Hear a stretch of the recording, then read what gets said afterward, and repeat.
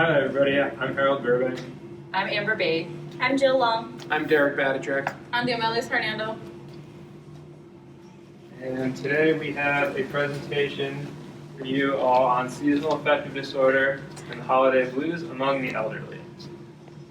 So what are seasonal affective disorder and the holiday blues? Seasonal affective disorder is a type of depression that's related to changes in seasons that often occurs in the fall and winter seasons. The holiday blues is similar and related.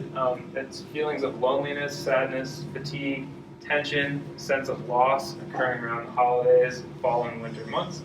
And these often co-occur with one another. So who's at risk for these conditions? So those at risk are those with a family history of other types of depression. So we know that depression is much more common in those with a chronic health condition, and statistics show that 80% of seniors have at least one chronic health condition. Women tend to be more at risk. Those who live far north of the equator, so all of us here in New England, and really anybody can be subject to them. So what causes it? So many factors can negatively affect your mood around this time of year. These include things like lack of sunlight, changes to diet during the season, like increasing alcohol consumption and high-fat meals, heavy meals around Thanksgiving, that kind of thing. Inability to be with friends or family, especially right now, given everything going on. Fatigue, senses of loss, sentimental memories, and other things.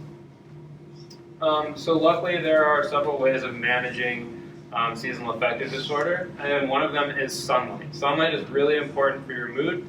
So sunlight helps regulate levels of various brain chemicals, such as serotonin and melatonin, as well as vitamin D. So serotonin helps regulate our mood. It's thought of like a happy chemical. Vitamin D promotes serotonin's activity within the body, and melatonin promotes sleepiness in response to darkness. So lack of sunlight in the winter months can reduce serotonin and vitamin D and increase melatonin levels due to the short, dark days around this time of year. And that means that lack of sunlight can make us feel more depressed and tired during this time. So one way of addressing that is light therapy. So light therapy is a technique for increasing light exposure. So what you do is a person sits in front of a very bright light for 30 to 40 minutes first thing in the morning every single day. It's a convenient way to gain the benefit of sunlight exposure during the dark, dreary, short days of winter or when getting outside is difficult. And if you're interested in this kind of thing, you should talk to your doctor about ways to get involved with light therapy. All right, thank you. So the effects of a sedentary lifestyle, you're definitely going to have a decreased metabolism, so you're going to be gaining weight, a loss of the strength of your muscles, your bones become weaker, and you have less blood circulation. So it leads to risk of developing obesity, heart disease, high blood pressure, stroke, diabetes, osteoporosis, as well as depression and anxiety. So how do you combat a sedentary lifestyle? So you want to reduce the amount of time that you stay sedentary by taking walks, getting up and moving during your television commercial breaks, doing yoga or Tai Chi, going for bike rides, using the stairs instead of the elevators or escalators, and then home workout programs are really good for that too. Alrighty, so now we're going to transition into how we can cope with seasonal depression and social isolation while at home, especially now during COVID. It is very important that we stay safe and healthy. And so one of the ways we can do that is by eating the right diet. We all know that fruits and vegetables are very important. And they also help a lot with our mood swings, and it gives us the energy that we need to keep us away from like feeling depressed or sad. And also very important, you want to try to avoid alcohol as much as possible, or at least limit your intake, because this plays in with feeling depressed and your mood swings. You also want to intake a vitamin D supplement, which is going to help with your energy levels as well. Other real easy techniques that you can also use is relaxation techniques while at home. First, you could just start by just being positive and doing some meditation. And really easy, like if you have at the comfort of your home, if there's a place where the sunlight really comes in, like in the morning when you wake up and you want to, take a few minutes and meditate by opening the curtains and just letting the sunlight come in, and that's very helpful.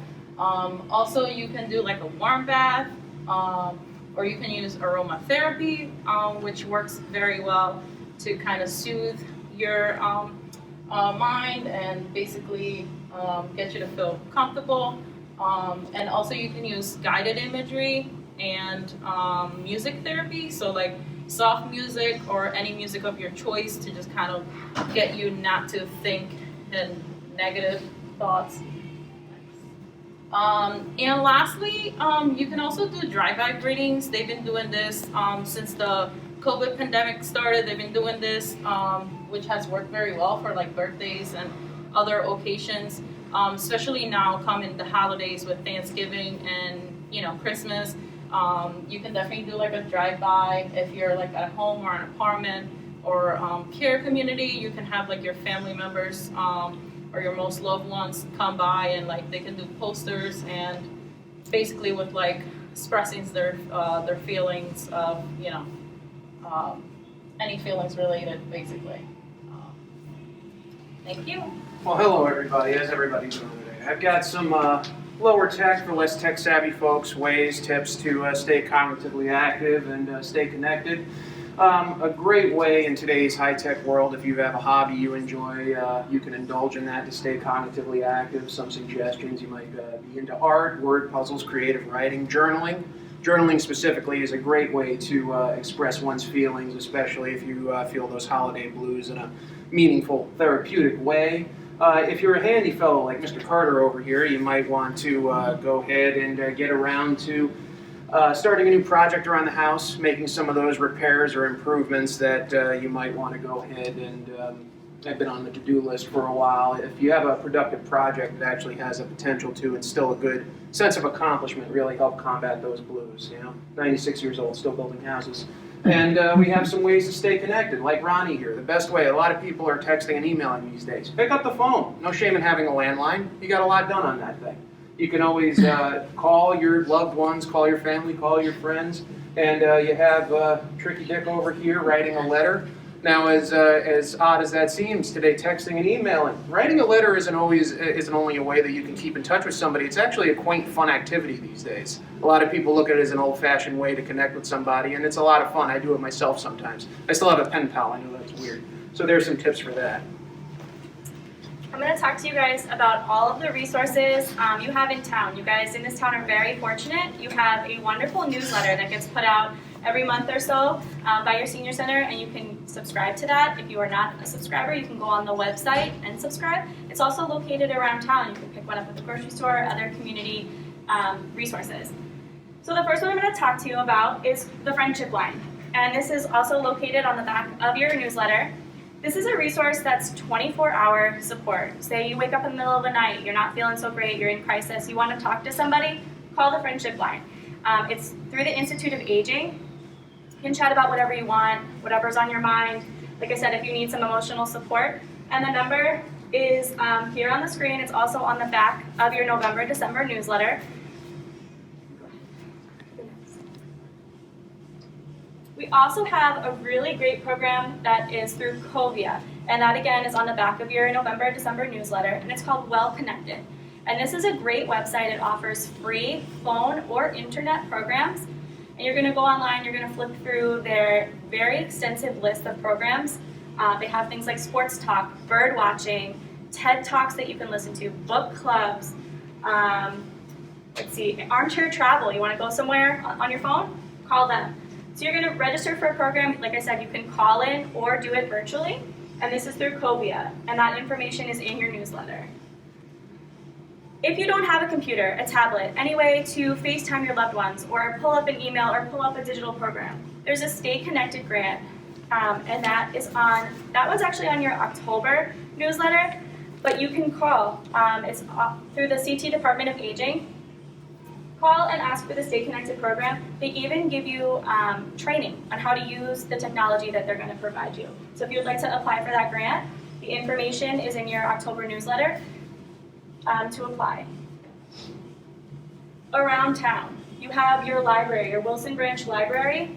You can book a librarian for 30 minutes. They can help you with any technical problems, any resource issue that you're having. You get one-on-one tech support with a librarian, and you pick the time. You just need to go on the website and book it. Your senior center, you guys are really fortunate in this town to have a very active senior center. They're open for in-person activities right now, and they have things like coffee connections, exercise classes that you can come to or Zoom into if you're not comfortable, craft hour, bingo, they have the fitness classes. They also, if you are a member of the fitness center, that is up and running, 45-minute sessions. If you aren't feeling comfortable about coming in, you can join a Zoom class, or they also have conference called Bingo, and that again is in your newsletter. The senior center is being really good about following CDC guidelines. You do need to call ahead and reserve things. You are going to be required to wear a mask and stay social distance, so just be aware of all of that. Please call ahead and register for things. So you need to get somewhere and you don't have transportation. This is a wonderful resource, DialARide. Windsor residents have access to this. It can take you to medical appointments, personal appointments, grocery shopping, activities at the senior center, and then they also have out-of-town rides available as well. Again, you need to call and register just so you can make sure that you get a time slot. They are following CDC guidelines. It's a suggested donation of $35 a year, so that's a wonderful resource. If you don't drive, you don't have somebody to take you somewhere, you can call DialARide. And that is in the newsletter. There's also a pamphlet. So if you need more information, you have any questions, you can check out the newsletter, pick one up. They have the website. Here's the website right here, and here's the phone number, 860-285-1992. Thank you so much for listening.